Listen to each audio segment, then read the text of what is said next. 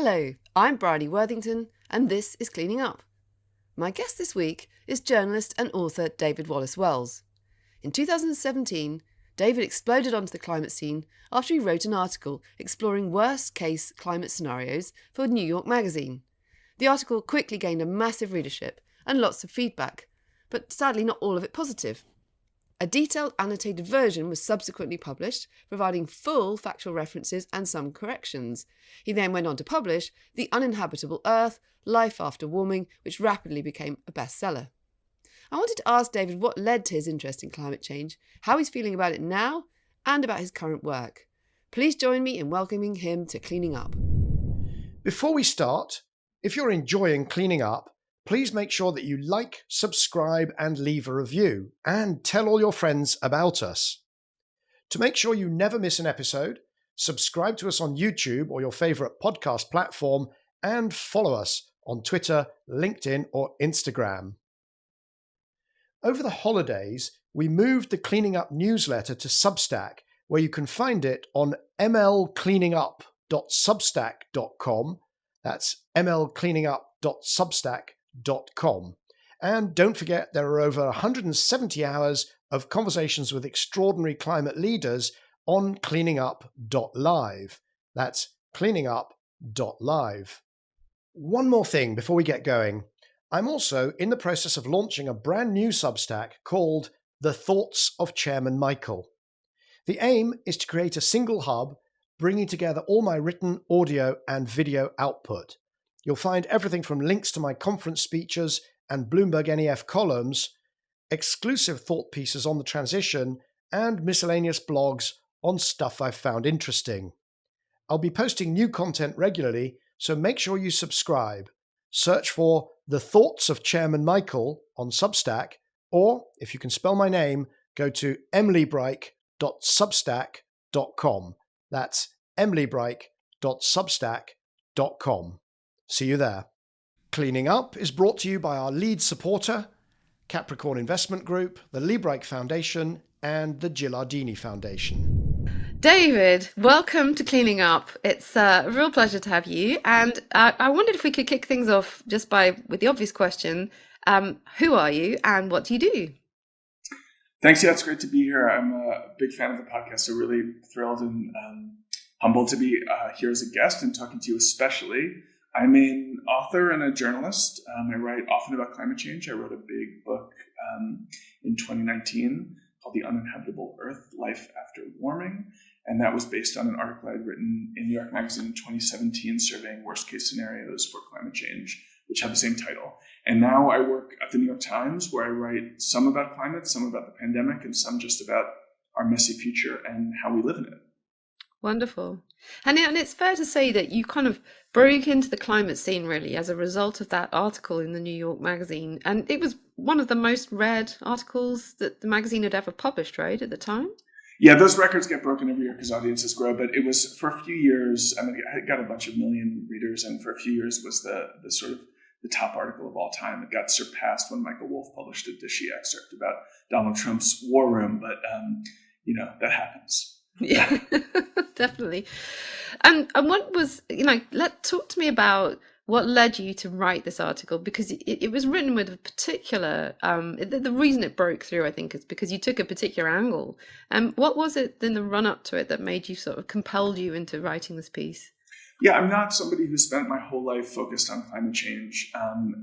And I really just was a general interest journalist who was interested in the future and was talking to a lot of folks, reading a lot of academic work, and started to see probably around 2015 or 2016, quite a lot of alarming science about the state of the climate system and where we were headed. And it felt to me, reading that science, that there were some quite dizzyingly dark possibilities that, were not likely to happen, were not guaranteed to happen, but were possible. And it felt to me, looking around at the landscape, the media landscape, the cultural landscape, that that sort of range of possibilities, the worst case range of possibilities, which may be unlikely, but are so consequential that we probably need to pay attention to them, even if they are pretty unlikely, was not a big part of the way that the average non-climate engaged person really thought about global warming. And not just in the severity, but in the scope of the story. People like you and me living in big metropolitan cities may not have thought that climate change was something that would affect them and their lives, the lives of those that they loved.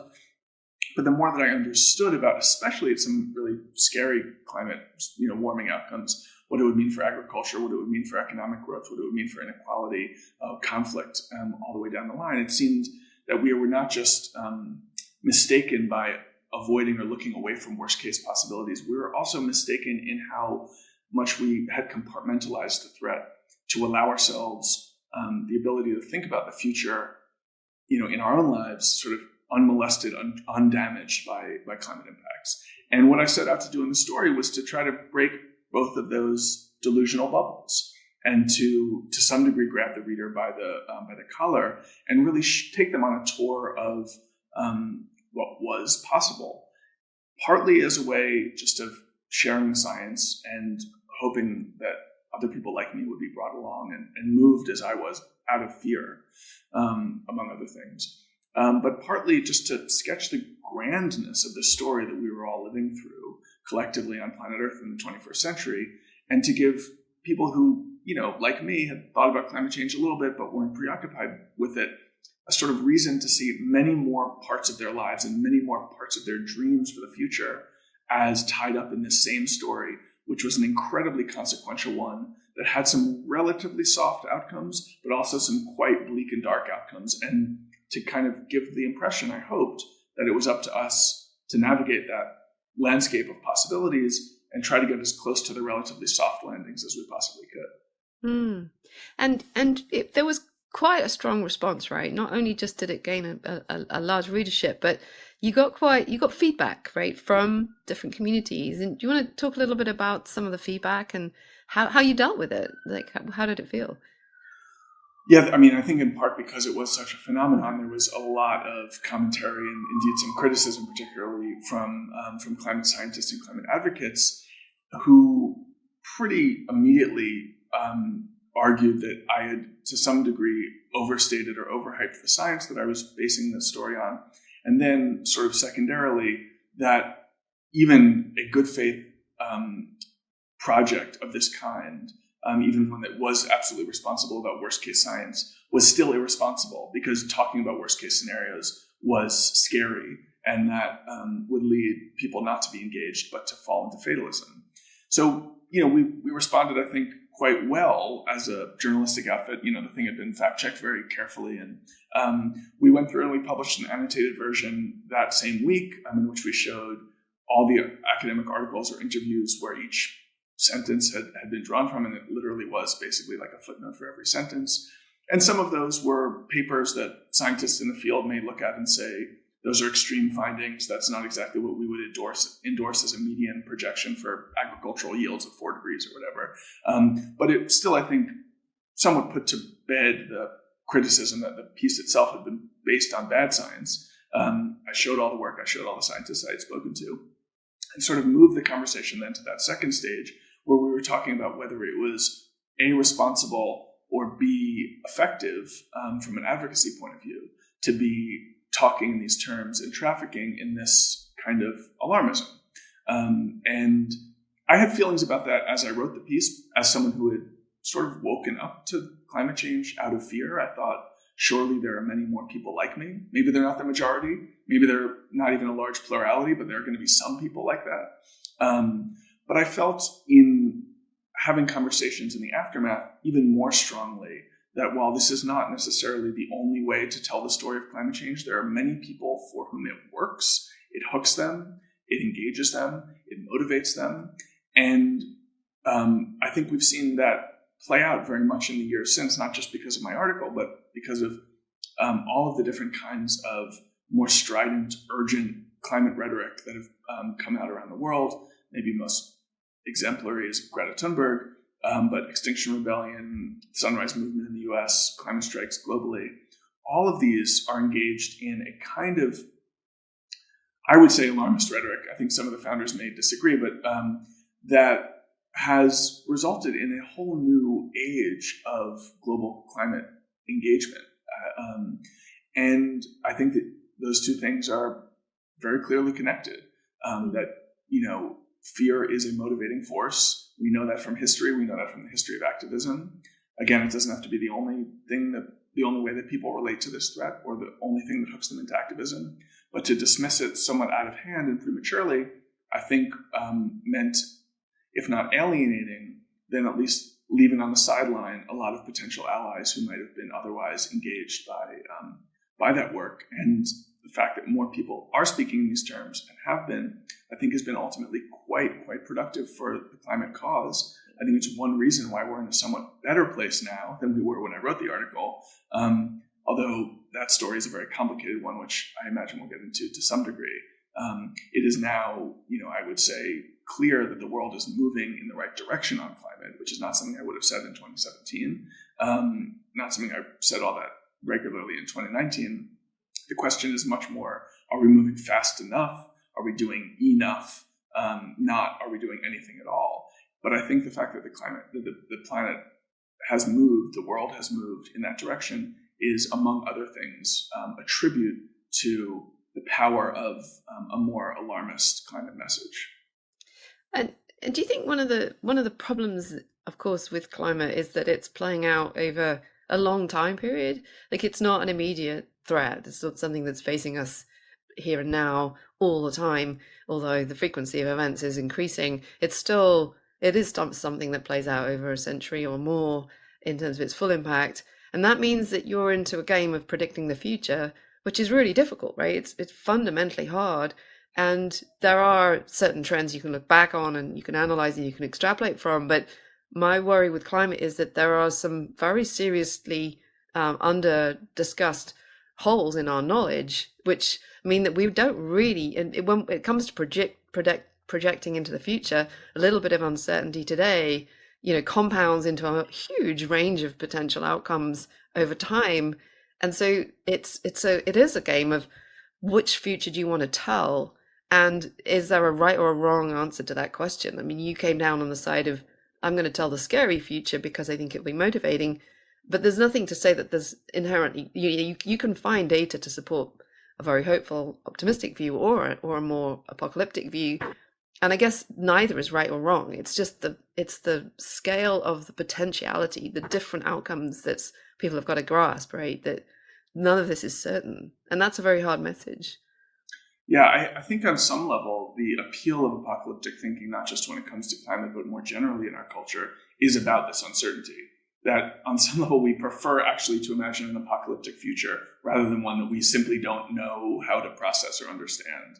And I think that's certainly been true with climate narratives where, people often do find themselves telling quite grim, bleak stories. I've done that too, of course. And I think you're absolutely right that the narrative storytelling challenges here are immense because the story is uncertain, yes, but also unbelievably complex. And when you want to have a straightforward story, anytime you're engaging in political mobilization, you want to have a straightforward story. And climate change is just, it's not a straightforward story so much as a mess of a million stories crashing up against each other. On net, we basically know the direction of change in most areas. We know that in most places of the world, most things are going to be getting a bit worse to a lot worse, depending on how we want to measure them. But exactly how those things interact is very much an open question. And I think, looking back on the writing that I did in 2017 and even into the book in 2019, one of the things that I don't think wrestled with enough was how big a part of that narrative ultimately the human response and human adaptation really is. And I do think that's just another large uncertainty that we layer over all of our uncertain climate science is, what are we going to do about it? How are we going to try to design lives to live amidst that disruption? And how successful will we be in doing that? So I think for all those reasons, this is it's a mind-bending, dizzying, kaleidoscopic story that it's quite hard to tell in any one way. And for me, that was a reason to not be afraid of telling it the way that I saw it, because I thought that my perspective was one of many alongside many others. And that probably between all of these different stories, we'd hash out something like a conventional view. And then all of us, even if we accepted that story, would be surprised by the way that it actually played out in the future. And I think that's the world that we're living in now, seeing more and more climate events, seeing warming much more dramatically on the global temperature, global thermometers, and starting to see not just think about the climate projections, but actually seeing how those impacts are playing out in the world. Are the rainfall changes having the effects that we thought they did? How is it shaking out through insurance markets? I mean, there are millions of questions like this, but it reminds us that, on some level, the climate science is just the first big question that we're being asked. And then we have many more human questions that we need to answer as well. Yeah. And I mean, there were at least 3 layers of kind of uncertainty that got conflated in some of the feedback, I think, that maybe you received. And one is just the nature of climate science being a very complex system, as you say, and full of non-linearities and unexpected feedbacks, both positive and negative, that are super hard to model.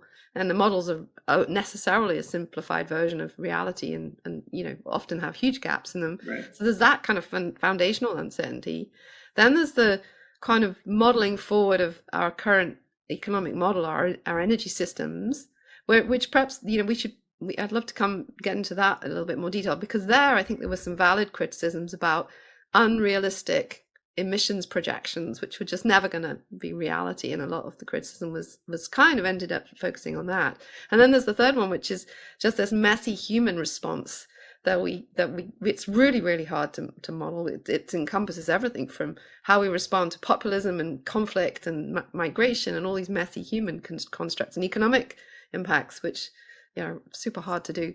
So I guess you got attacked on different levels, but the one that I know that, and this brings certainly Michael, who's Cleaning Up's the podcast founder. I mean, he was very vocally talking about some of these emissions forecasts, right, that were totally unrealistic, and that almost concurrently with your article, people were starting to question, like, is the IPCC getting this right? Are some of these scenarios for future emissions realistic? Are we really going to have a 6-fold increase in coal burn?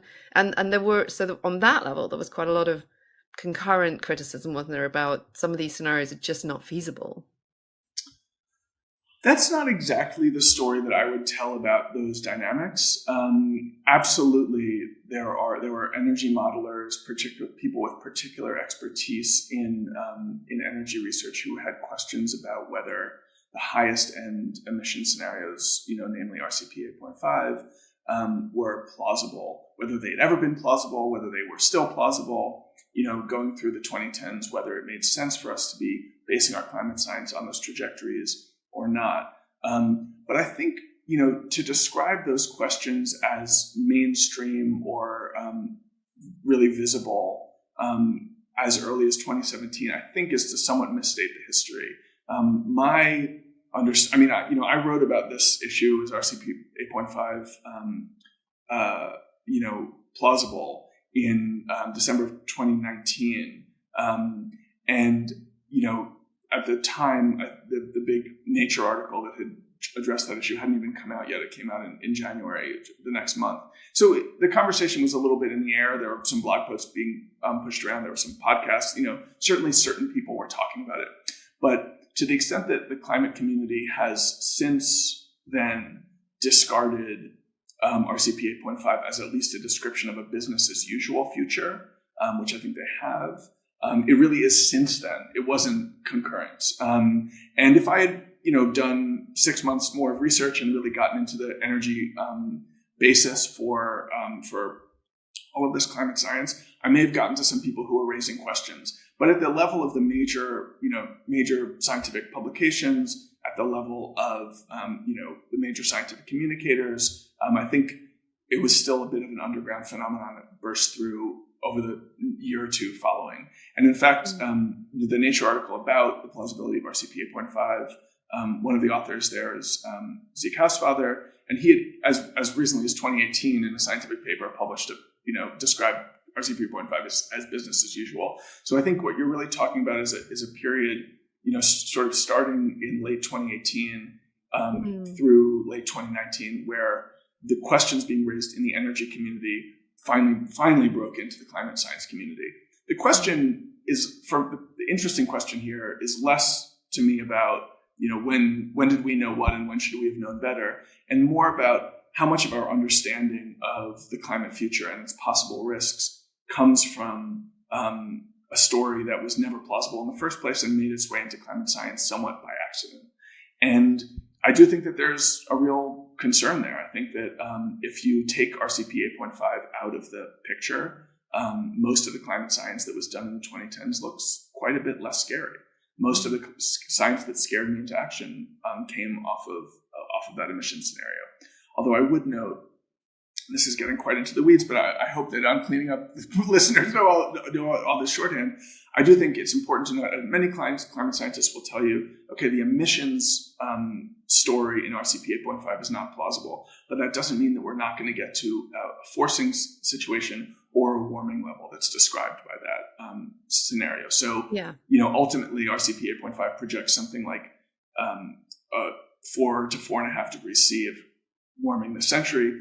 It's quite possible that we could get to that level of warming even if we don't have emissions, anything like those that are described in RCP 8.5. So I think in addition to saying we should be somewhat correcting our narrative about where we're heading, I think it's also important not to throw all of our babies out with the bathwater here and say that nothing that describes a level of warming at, say, 4 degrees should be taken seriously. It still seems to me to be a plausible high-end possibility that we need to be thinking about, at least to some degree.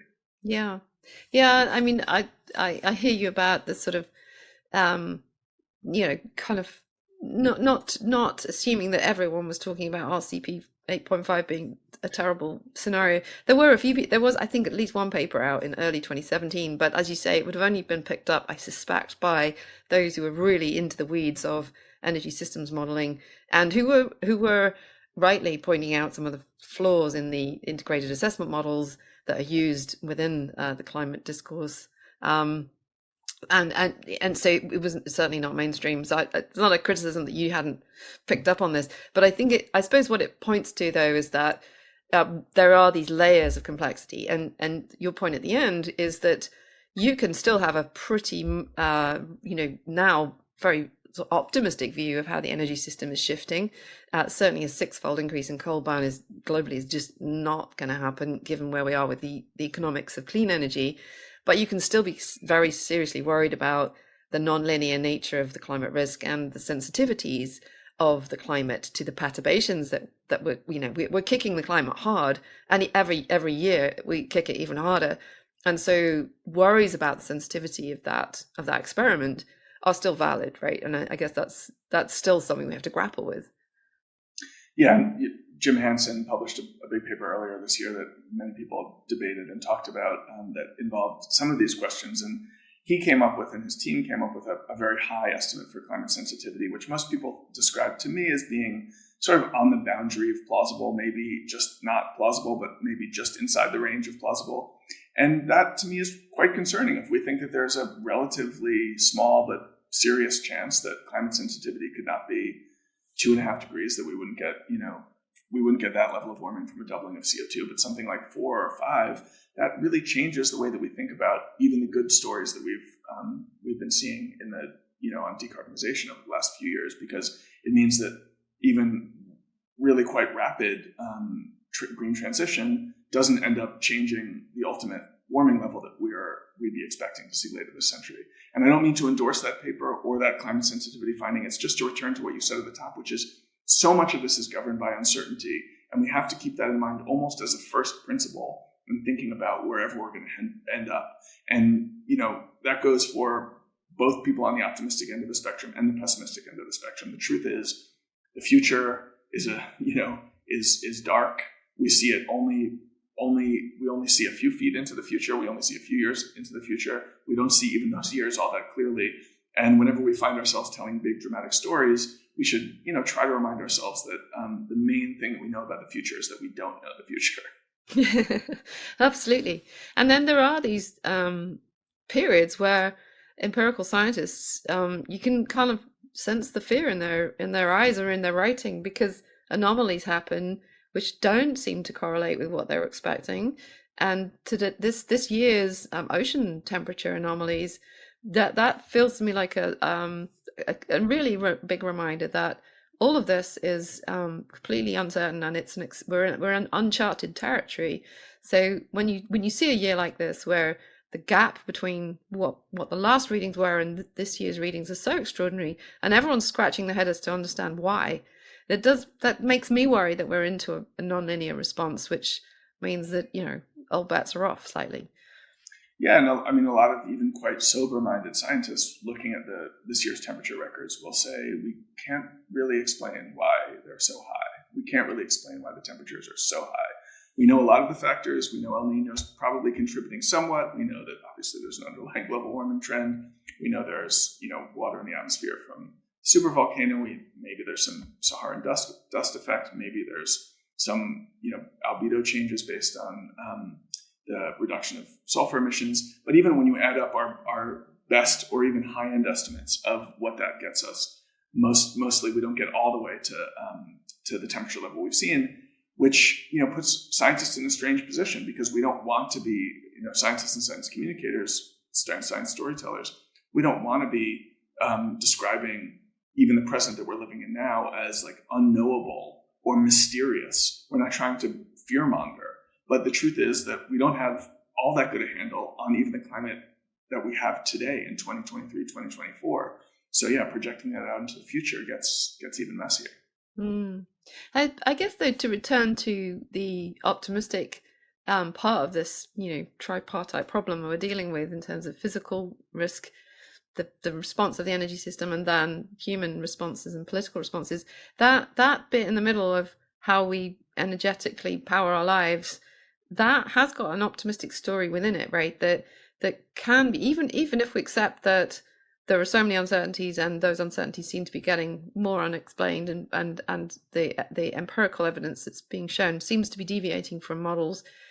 But we still have this optimistic view, which is over the last 20, 30 years, enough change has happened that gives us a vision of a kind of fossil-free future, a future in which we could have abundant clean energy, which will give us the best chance we have of adapting and mitigating and speeding up, because we'll just have energy systems that are not causing, they're not contributing any more to the problem, and they're actually helping us cope with what we need to deal with.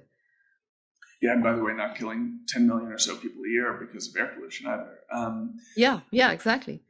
I think that if we had an infinite timeline here, it would be very exciting, the path that we're on. We know that, green energy is moving quite rapidly. It's growing faster than really all but the most optimistic projections thought was possible just a few years ago. And we have every indication that it's going to continue to grow. There's been more public support. Some of that may be shifting in certain countries in the world, but in general, we have something like market forces, political forces, and cultural forces all very much moving in the right direction at the global level. And I think you see that in the data. We have a bunch of years in a row where there's been more investment in green energy than in dirty energy. You've got, the new energy capacity being added is largely green now.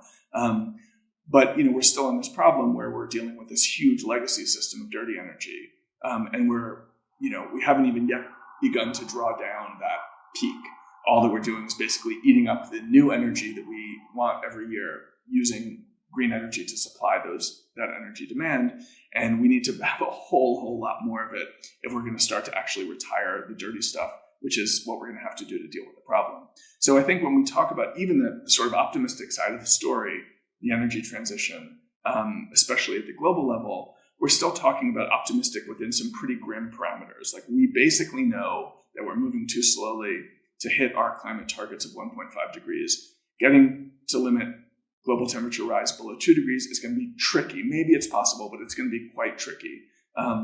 And while we love seeing these graphs of like all the renewable additions going up, all the investment going up, and everything looks quite exponential, the most important graphs here are of carbon in the atmosphere and of global emissions. And both of those don't tell a very optimistic story at all. They tell a story where things are getting pretty steadily worse year on year. And what that means is that we're doing more damage to the planet's climate future every year than we've ever done in the entire history of humanity to this point.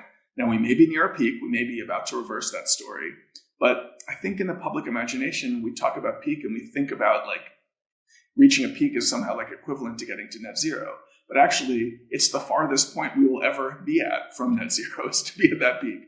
And reducing emissions for a couple of years by a little bit only means that all we will have achieved is that just we'll be doing as much damage as we did a few years before. Not maybe the most that we've ever done in the history of humanity, but the second most or the third most.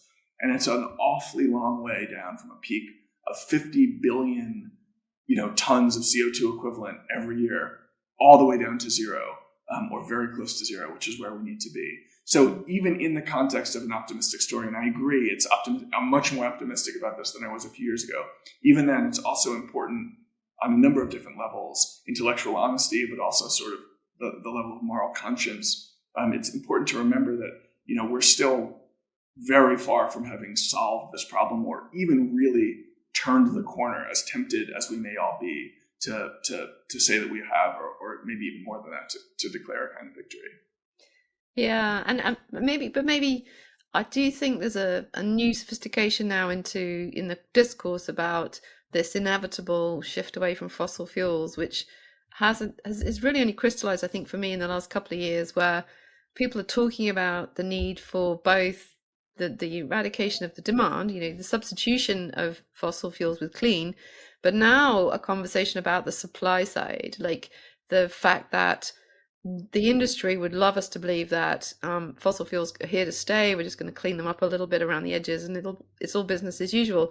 But there seems to be a really growing realization that you're going to have to cut with both sides of the scissors. You're going to have to take the demand down, but also bring in some societal or even legal constraints which say we're going to have to bring down the supply in line with the demand. Otherwise, they'll find ways of creating new demand. That's my fear. That and we've talked about how the US now has pivoted from being a country that never really bothered to export its fossil fuels to suddenly one of the world's biggest exporters. And that's the worry I have, is that even as we meet all this wonderful optimistic future of an electrified future with a lot less demand for fossil fuels, the fundamental economics of extracting them and selling them hasn't changed, and so everyone still pursues it. Yeah, and the profitability of selling oil and gas is just much larger than the profitability in most cases of selling renewables, which makes it an even harder challenge, or one that has to be addressed through political economy rather than just market forces. The way that I think about this is through the lens of the United States, and in certain ways that's myopic and narcissistic. In other ways, the U.S. is the world's second largest emitter, historically by far the largest. This is probably the representative story and consequential story to tell if you're going to tell a single story. And here, I think we're testing just how long we can live in that state of climate hypocrisy. How long we can, you say there's a growing realization, understanding that we need to keep it in the ground. We need to do supply side restrictions. I think in certain corners that is true, but it has not yet, and I don't think really threatens to make a big impact at our national or even our state level politics anytime soon. The same month that the Obama administration, helped shape the Paris Agreement, it also lifted a ban on exporting oil. So at the time that the U.S. agreed to Paris, the U.S. was exporting literally 0 barrels of oil. It was illegal to do that. And we were exporting such a trivial amount of natural gas that you can effectively say we were doing none of that either. There was a little bit, but there was basically none of it. Now we are the world's largest exporter of both oil and gas. And that's not that long ago. We've gone from 0 to number 1 over the period of time that we have also told ourselves that we are taking seriously the climate project to decarbonize the planet and our own country. And we've somewhat squared that circle, or sort of learned to live with that hypocrisy, by functionally just exporting our production abroad. So we're doing better on the renewable side of things domestically. There are a lot of states that are getting a majority of their power from renewable sources now. I think that's going to grow dramatically in the years ahead. And at the same time, we're introducing a lot of efficiencies. We're starting to pick up the EV revolution. We're not where we should be, but we're moving forward there. And yet, oil production in the U.S. is expected, even given Biden's Inflation Reduction Act, which is a big climate bill, even given that, is basically expected to continue on a plateau for several decades.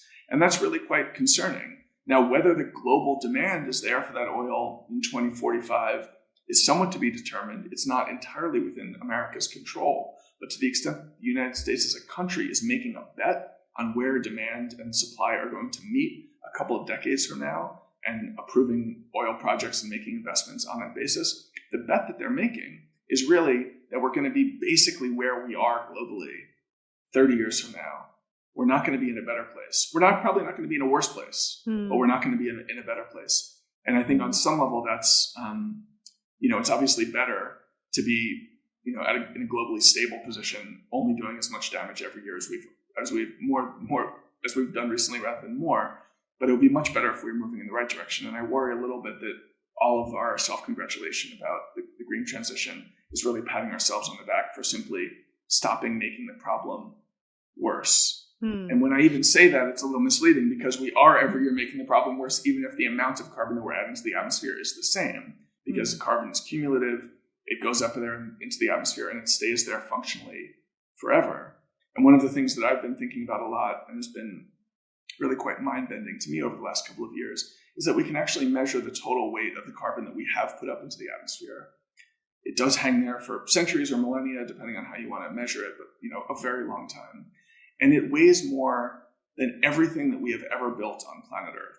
So we have done more damage to the atmosphere. We've transformed our atmosphere through carbon emissions more than we have transformed the planet itself. And we've actually done more. It weighs more. The stuff that's hanging up there weighs more than all living matter on planet Earth. So we've built this incredibly large, damaging, and lasting monument to industrial civilization in the atmosphere. It is a longer lasting and more substantial monument than anything we've managed on planet Earth in total. And it is going to be governing the way that we live on this planet forever after. So whenever we talk about things are getting better, we're moving in the right direction, I just think we've got this giant blanket up in the atmosphere that is not going away anytime soon. We can maybe subtract it with some negative emission stuff on the margins, but in the mass, it's going to be up there basically forever. And it is so large, it's almost inconceivable, the size. So we're still dealing with that problem, and we are going to be dealing with that problem in the math that it implies, for centuries. Well, that sobering sort of monument is invisible, right? That's part of its challenge. That whereas we can see, we're very good at responding to local impacts and actually to our detriment. So even as we try and respond with clean energy, the loss of local amenity or being able to see a wind farm or a solar panel is enough to trigger a kind of like, no, I don't want that here. Whereas this invisible blanket that we've built is exactly that, completely invisible to most people, completely underappreciated in its size and scale. So it's why it's a wicked problem. But I often think about it in terms of air pollution in general, which people have a much easier time conceptualizing. And for a long time, I thought this was a profitable, effective strategy for climate campaigners to talk less about carbon dioxide and more about the particulate matter that is killing probably 10 million people a year, certainly millions of people every year, and damaging the health of probably billions more. But I wonder a little bit about that. I'm not sure that it is ultimately all that much more of an effective message. I think that we should be emphasizing public health impacts. I think we should be emphasizing the direct impact on local communities because it is local. But I also look at many places in the world where people have grown quite comfortable living with quite a lot of air pollution. And probably if they were checking, some list of things they wanted done in their community, they'd say we want less of that. But whether it can mobilize and motivate political action sufficient to actually transform those dynamics, I think is an open question. We've seen successes, especially in the US and in Europe, China to a lesser extent in recent years, cleaning up its air. But we still have a large burden that's produced by the same processes that are producing climate change, which is to say the burning of fossil fuel. Yeah, I think on its own, it's very hard to see how air pollution would get people to vote in favor of lower levels of comfort. Like, it seems to be that we're quite okay with the trade-off that this chronic issue of air pollution is kind of something I have to just put up with because I want to be able to drive to work and I want to be able to heat my home. But when there's an alternative on the table, which is just going to be better, then I think it can tip the scale. Then I think you can see people leaning into electrified transport because they want to be able to have their kids play outside and not worry about the air pollution. Or I suspect as we play into electrifying into people's homes and how they cook and their stoves, and there I think if it's just as cheap and easy to have an induction hob as it is to have the gas hob running, then I think then our concerns about, well, I want my home to be as safe as possible, can be perhaps prayed in aid and speed up the transition. But it's not going to be enough on its own to get the transition going. I think you have to have the alternatives that are available and affordable in order for those things to play out. And we're seeing them in more and more parts of the world, but it's still slower going than someone who's got their eye on the sort of global temperature rise would like. Yeah, no, absolutely. And just going back to the politics of this, then it is the case, I think, that the US it's an arena. I mean, I'm living here now, so I'm sort of have a more of a ringside seat than I had. But it is a very different place, the US, to most of the rest of the world in the way that climate change is playing out politically. The polarization is way greater than I think I've seen anywhere else. It's a minefield, a political minefield, and yet there have been some breakthroughs, right? I am really interested in your thoughts on, like, does the IRA feel like a big shift, or is it? But were there so many caveats and compromises in it that it's hard to tell yet? I think the impact on American clean energy investment and infrastructure is, monumental. I think that we are having a national manufacturing boom. There's an enormous amount of it directed towards clean energy ends, and the employment numbers, the manufacturing, all of that is quite astonishing. Actually, how much could be achieved just in the space of a couple of years from a single piece of legislation. It was a very smartly crafted legislation and designed to do exactly that. The ultimate impact on our carbon emissions, I think, will be positive. The question is whether it gets us there fast enough. The political context, to me, is actually quite fascinating because, 5 or 10 years ago, climate change was described in much the same terms as you put it, almost universally in the US. We thought of this as like, it was a much harder challenge here. The Republican Party was almost uniquely evil on the global context, with uniquely resistant to any compromise, uniquely invested in the country's fossil fuel strength. And as a result, even the climate conscious party, the Democrats, were much less likely to move the needle all that aggressively than some of their counterparts elsewhere in the world. And to some extent, that's still true. If you look at polling, Republicans feel a certain way about climate and Democrats feel a different way about climate. But when I think about the political context, the thing that I think about is that Joe Biden and the Democratic Congress passed this monumental bill. It was much larger than anything that had ever been done on climate before in the US. It's of a roughly comparable size, maybe a little bit smaller, but a roughly comparable size to Barack Obama's healthcare bill from 2009, 2010. And we've seen basically no political backlash to it at all. The midterms followed just a couple of months later after that bill was passed. It passed on a narrow party line vote, no Republican votes. It was a budget reconciliation bill, which is like a kind of like a tricky, there are a lot of reasons why people would not like this bill passing in this particular way. Gas prices were basically at an all-time high. Inflation was going crazy. And we had a congressional campaign right then. And nobody made a big deal out of the IRA. It was not the headline argument being made by any Republican. I mean, on some level, it's striking that there were so few Democrats talking about it too. But basically, it immediately became background noise to our political theater. And I think that continues to some degree to this day. We just saw Donald Trump winning the Iowa caucuses. He didn't mention energy or climate or the IRA in his bill, in his speech, in his victory speech after Iowa. And this is, this is a stark contrast to the way that the Republican Party and the American body politic responded to Obama's healthcare bill, which dominated politics, not just in the midterms that followed immediately, but in the presidential election that followed, and then the presidential election that followed that, and went all the way through until John McCain put his thumb down and voted against repeal. at that point, I think it was something like 8 years after the bill had passed, it had been a dominant feature of our political life for that entire time and a hugely mobilizing force on the right. And the IRA has just not had that effect at all.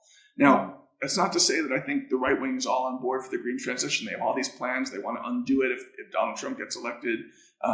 It's going to be a quite brutal attack, not just on the IRA, but the whole administrative state, the whole federal bureaucracy in general.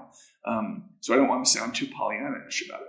But just at the level of political rhetoric, it just isn't that, Democrats pushed through, they bullied through this giant spending bill, the kind that used to reorient American politics for a decade, and it's had almost no effect on our political rhetoric. And I think that's a sign of a lot of things, but among them, that there's a sort of a basic understanding of the way the wind is blowing. And I think that it may even be a stronger understanding in red states where we have much more, where the renewable revolution is actually happening. So that the places where you might have had a bigger backlash, that backlash is blunted more by the economic realities of the energy transition on the ground.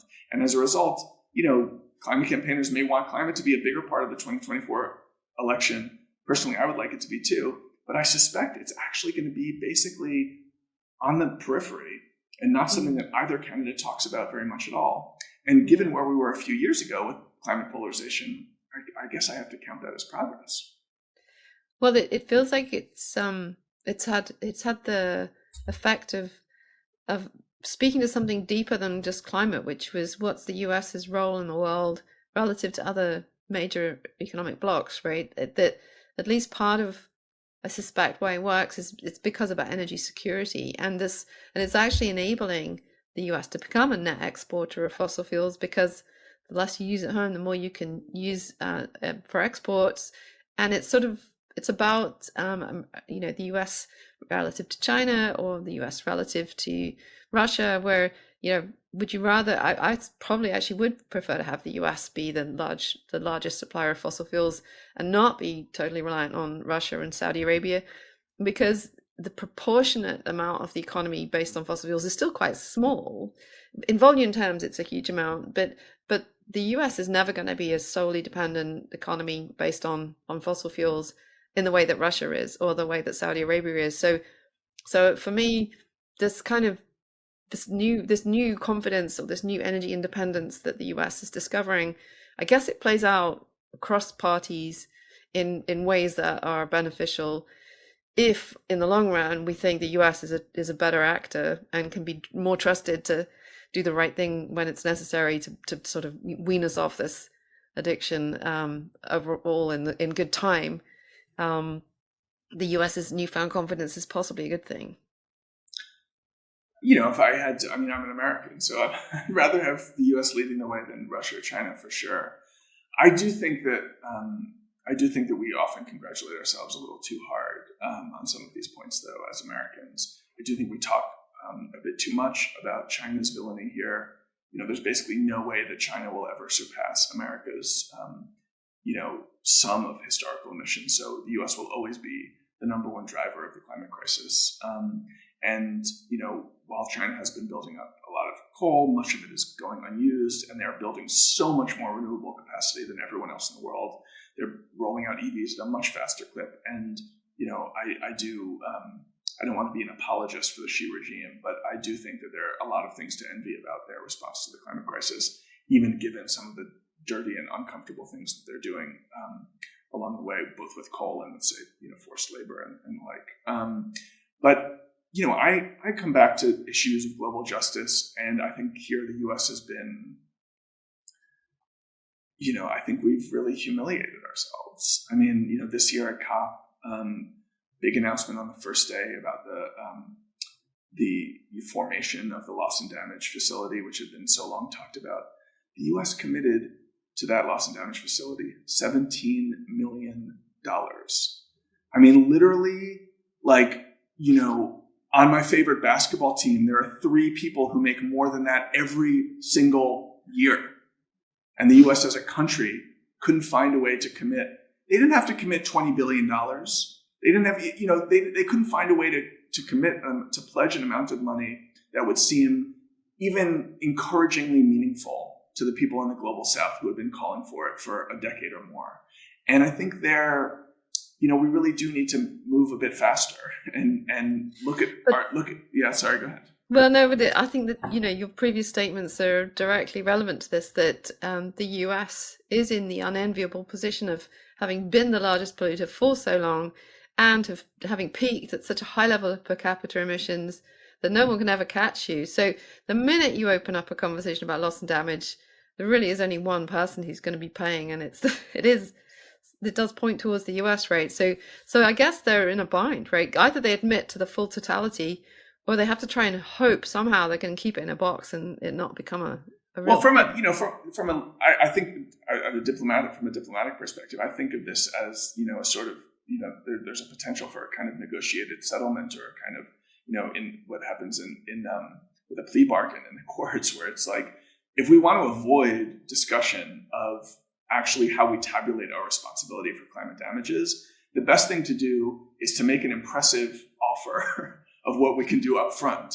When we do nothing, we simply invite the scrutiny of just how large our footprint really is. And if we're, personally, I think that's the moral response. I think it's also a strategic response. We don't want to get into a geopolitical tangle 20 or 30 years from now, where people are presenting us with bills for $50 trillion, which is not implausible. We want to head that off at the pass, but we head that off at the pass not by saying we're not going to talk about loss and damage. We head that off at the pass by saying we're going to be quite generous about loss and damage and just not get nearly as big in our numbers as some other people would like. And there would be critiques of that. Maybe I would even critique that. But I think that someone in the position of Joe Biden or John Kerry, there's a productive path there that doesn't involve ultimately the kind of an insult that we gave to the loss and damage facility with that pledge at COP28. Yeah. Do you think that turning to what the US has historically been pretty good at, which is commercializing solutions, and then at the moment this is what's been so surprising, is that China has just looked at what the US has done historically and is just using that playbook, right? You develop an edge in a technology and then you sell it to the rest of the world, and the rest of the world suddenly becomes you have a relationship with which you're buying influence and power over countries by investing in their countries with the technologies that you choose to sell, and that was the way of the West, kind of before recent times. And I guess China's carried on, the US stepped away, and so is the next phase that the US gains in confidence, gets back an edge in technologies that it knows it can mass produce if it chooses to. And then starts to step back out into the world with these solutions, and stops. That's the playbook. That's the gambit of not just the Inflation Reduction Act, but of the whole kind of post-neoliberal revitalized industrial policy plan that the Biden administration has put forward. I think we don't yet know whether it will really be successful on the global stage. The price differentials are really quite significant between what America can do and what China can do. And I think there are some contexts in which that matters less and other contexts in which it matters more. But at the moment, some large share, listeners of this podcast know better than anybody, some large share of just about all of the production chains for almost all green technologies is dominated by China. And probably in some cases, the US and other competitors can make a dent there. Personally, I'm a little skeptical that 50 years from now, if the world has gotten all the way to net zero, that most of that technology will be supplied by the United States. I suspect that China will still have been the major player, but I could be proven wrong. And I think we really don't know about a lot of the geopolitical aspects of these market dynamics, market forces, and how they'll play out over the next few decades. If there is a hot war of some kind over Taiwan, or what will that do to China's relationship to the rest of the world? Very much unclear. And I think, as we said at the beginning about climate science, the dismal science, economics, is also shrouded by a lot of uncertainty, and it's hard to project. I just start from a position of China has a lead over us that most Americans don't appreciate, and I think most Americans underestimate how difficult it'll be to truly catch up, at least in all of those areas. Yeah, it would be exciting to think about the US's industrial policy embracing the kind of old school international technologies of shipbuilding and reinventing aviation and thinking about long distance electricity transmission lines, all these kind of old style capital intensive projects that the US has a continental scale to play with. All these markets are big enough to attract large amounts of capital. It's not like the UK where, and really it's so tiny, who cares? But you've got a canvas on which you can see some really big changes. But I guess I worry that the politics isn't quite there yet, and it is very hard to compete against the other narrative, which is, well, everything's digital now, the future's all AI and noughts and ones, and that's how we've grown great over the last 2 decades, and we carry on doing more of the same. And that difficult physical stuff that absolutely needs attention always kind of gets a second rung or third rung after financial products, digital platforms. Then you get into physical energy, and it's like the ugly sister of the three, because it's difficult and takes time, and people have to agree to do things and accept things into their backyards. And I hope we can get back to doing that. Yeah, I mean, I don't want to sound too much like a pessimist about it. I think that America is off to the races here. It's just a question of whether we can lap the guy who's in first, and I think it's going to be tough. It's interesting though when you talk about the new industrial policy and getting back to America's old ways. Yeah, there are certain ways in which China has imitated the American playbook here, but we're also pretending that now that we're imitating the Chinese playbook. And I think that there's a little bit of a conceptual disconnect there. When we talk about, Biden folks talk about new industrial policy, they're still really talking about tax incentives and some easing of regulations, shaping of market, de-risking, all that stuff. They're not talking about the kinds of industrial planning that goes on in China. They're not talking about that kind of like top-down, we're going to do this directive. There are market forces in China too. I don't want to oversimplify, but what we're talking about is I would describe as a marginal revision to the preceding generation's consensus neoliberal view of how we direct the domestic economy. And I think that those revisions are laudable, they're valuable, they're worth doing. But I also cringe a little bit when I hear them oversold as a new regime in American economic politics, because it feels to me much more in continuity with the things, not just that Donald Trump and Barack Obama did. And it's interesting, actually, the many continuities between the Trump perspective and Biden. But going back through Obama to Bush and even to Clinton, we're talking about a pretty coherent approach to shaping the domestic economy. And frankly, I'd like to see more hands-on intervention rather than less, which connects to the subject we were talking about earlier about the supply side and how to get a handle on it. One of the big questions raised by the IRA is like, how much of this can be done by just pure carrots and no sticks? And that's one of the bets of the IRA. It's one of the bets of the Biden administration in general. How much can we stand up an entirely new industrial economy just by like cutting taxes to the companies who do it?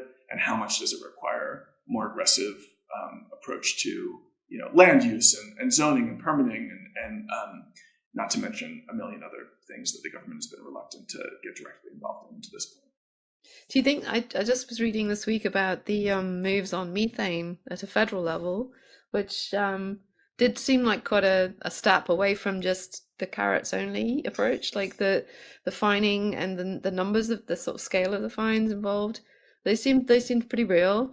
But I guess I always read these things with a view to like, yeah, but how's that going to play out in the narrative when it starts to be weaponized? And that already you can see the narrative from the oil and gas sector as being, this is an and not an or. You need us and you need clean, and we're going to do both. And anything that stops us from doing the both is anti-American. And yeah. I mean, we'll see how it all shakes out. The methane stuff was like the one exception to the all carrots and no sticks description of the IRA. It's also the case that most analysis suggests that we can clean up a lot of that relatively cheaply, and it is incentivized in other ways. I'm hopeful. We'll see how it all shakes out. I think actually the politics may be less thorny than you suggest on methane, but we'll see. What I worry more about is about how many internal combustion engine cars we're going to be selling in 2035, and how we, questions like that, which I think are quite open. Tax credits are going to get you pretty far in overturning the fleet, but they're not going to get you to 100% immediately. And so we'll see. Mm. And of course, then we've got this year where we've got elections in lots of places, and the outcomes of those elections. Do you think that as you said, climate hasn't so far featured too much, but there've been little rumblings, like Trump has made it his mission to talk down electric vehicles, for example. Do you think that is born out of will we see more of that, or do you think it'll retract into the shadows a little bit more? I think it'll likely be a running but peripheral feature of the campaign that Donald Trump talks about the Green Revolution. I think it probably would have been a bigger deal if gas prices were still high and inflation was still high. He probably would have linked all of that to Biden's climate policy. But, as many folks relatively close to Biden have made a point of pointing out recently, American oil production is at an all-time high. And it simply isn't credible to describe Biden's energy policy as all in on green and hostile to the fossil fuel business. And I think that Biden will end up talking in those terms too, which is a little bit strange. He's become, in a certain sense, the climate president, presiding over this enormous climate bill. I think on the campaign trail, he's much more likely to sound like someone who's an all of the above politician than someone who's really pushing to decarbonize broadly. Wherever his heart is, he knows where the politics of a general election are, and he's probably likely to roll his eyes when Trump says anything about his energy policy and the possible cost it may have imposed on the American consumer. Mm-hmm. And against all that whole backdrop, I do think, this is not exactly a new news story in 2023, but something that's really fundamentally changed over the last 5 years is that, globally speaking, we have a much clearer sense that on a long-term basis, that renewable energy is a cheaper alternative. The price declines are dramatic. They're going to continue. There are questions about exactly what happens when we get to much larger shares of the energy mix with intermittency and how much that, these are all things that listeners to this podcast know all about. But the basic fact that clean energy is actually cheaper in much of the world has really transformed a lot of these dynamics. So even independent of the fact that South Dakota is getting 97% of its power from renewable sources, or that Texas may be getting the majority of its electricity from renewable Texas in 2025, even independent of that, anybody who's relatively informed about the green transition knows that this is no longer a cost burden that we will all be shouldering going forward in a way that will really damage our well-being as individuals and citizens and as a society. There are costs up front, but we can also think of it as a sort of an opportunity. And on the other side of it, we will be probably in many parts of the world, if not all parts of the world, paying lower electricity bills than we are today. And I do think that shift in conventional wisdom undergirds a lot of these other transformations we're talking about, where things that once might have seemed to be intractable partisan divides now look much more like, things are not moving as fast as we might like, but they're still moving in the right direction without all that many obvious large obstacles in the way. Yeah, and I think the thing that's increasingly apparent, and it's something that one of my favorite Sankey diagrams, it goes back to the 1980s when the US DOE put out a pictorial example of what happens to fossil energy to useful work. And like 2/3 of it escapes out of a chimney or as waste heat. And they knew that back then, right? That this was a hugely profligate, very thermodynamically expensive system that we were running. And we were doing it because, it was possible. There was tons of this stuff coming out of the ground and we didn't need to pay attention. But the minute you start to pay attention, it's such a wasteful system and it's so inherently inefficient that this new kind of manufactured energy where things are coming off a production line in a factory fast and they're iterating quickly and they're improving and the fundamental science is finding new breakthroughs, that system is just fundamentally more efficient. And so therefore, fundamentally cheaper, really, when it comes to the end consumer not really caring. They just want to get work done and go from A to B, or have a warm home, or cook their dinner. If there's a different way of doing that that's thermodynamically more efficient and cheaper, that is just gonna be the way the world goes. That electrification process will save us up to 2/3 of the primary energy we think we're having to replace. We just don't need to replace it. It's amazing it's an amazing fact, right? We lose that much of it and totally don't need to. So if we are putting as much into the system as we are today, we could have 3 times as much on the end user side of things. Remarkable. Yeah, and I think that growing realization that this is something that is beneficial on all fronts is what gives me hope. But so let's just round off then. And like, if you were talking to your 2017 self, when you were starting off on this, on being stimulated by what you were reading coming out of the climate science, would you have done anything differently? Are you pleased with this? Was your entry into this world, and it kind of catapulted you in a certain direction. What would you have said to yourself, knowing what you know today? I probably would have advised myself to be even more explicit that what I was doing in that original article was providing a tour of worst case scenarios. And I probably would have told myself to pay more attention to what distinguishes median outcomes from worst case scenarios, not just on the climate science side of things, but on the energy inputs and on the adaptation side of the ledger as well. I would have said that it's absolutely true that climate is the meta-narrative of this century. It is reshaping the planet and is reshaping all of our lives. Exactly how dramatically it is reshaping those lives remains up to us, but it's up to us in several different ways on several different levels. And we shouldn't imagine that just because the data points from a particular set of climate science add up in a particular way, in a neat but grim way, that means that that's where we'll head, or that's where we'll end up. The future is going to be messy, and we shouldn't delude ourselves by thinking that we can, plot a neat narrative through it all. But I in saying that, I don't want to give the impression that looking back on the work that I did, in that piece and in the book, was fundamentally irresponsible.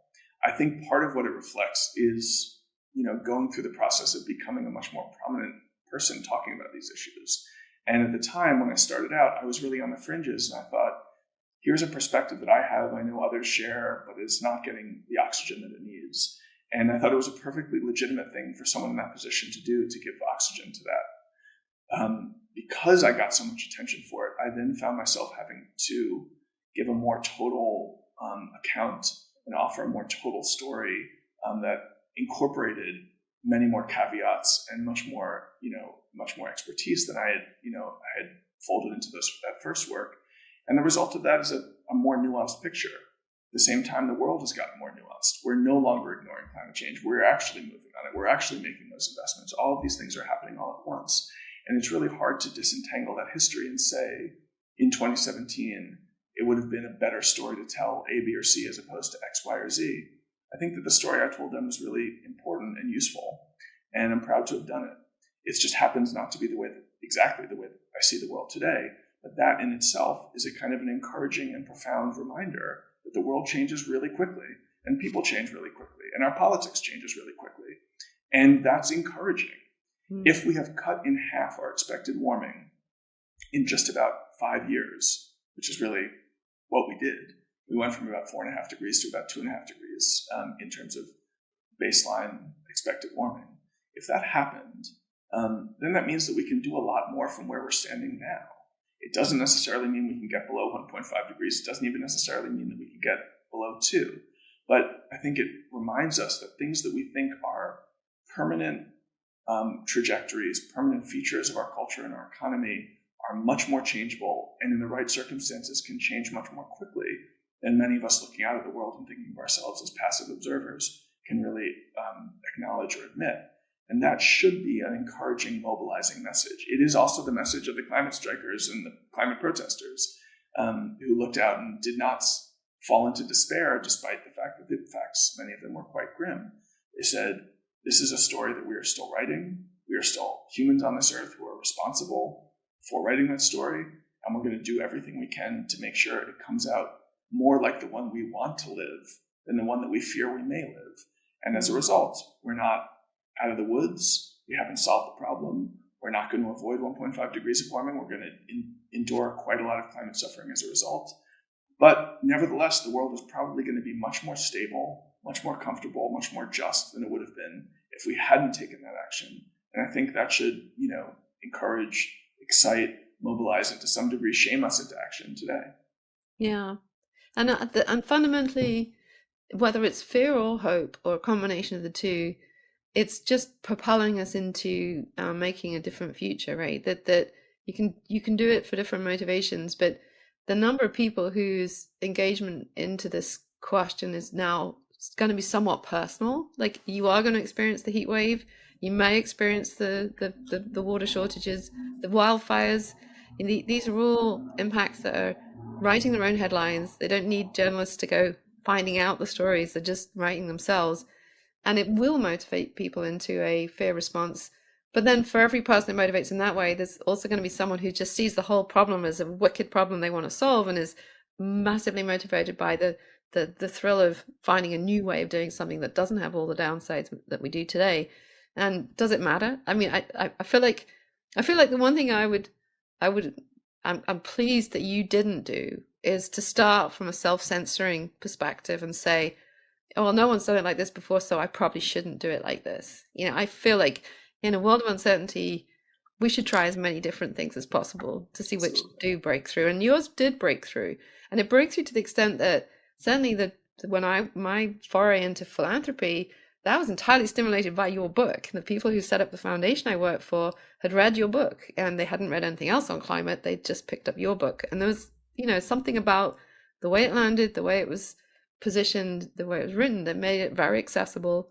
It reached an audience that other things have not reached. So I'm glad that you took that completely unfiltered and a fresh approach, and have been on this journey since, where it's been a tempering maybe of how you would express things, but fundamentally you're right to say, who can say that fear isn't the best motivator? Certainly has over time proven to be a big one.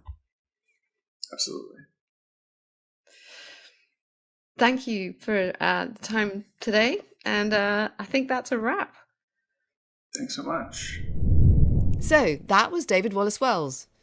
As usual, we'll add relevant links in the show notes, including David's original article, the papers discussing the RCP, or Representative Concentration Pathway 8.5 we discussed, Professor Jim Hanson's paper, and of course, my favourite Sankey diagram. Thank you for listening. That was Cleaning Up. If you've enjoyed today's conversation, please remember to like, share, and subscribe to Cleaning Up, or leave us a review on your favourite podcast platform. And do please spread the word. Tell your friends and colleagues. And if you want more from Cleaning Up, sign up for our free newsletter on the publishing platform Substack at mlcleaningup.substack.com. That's mlcleaningup.substack.com, or visit us on cleaningup.live. That's cleaningup.live.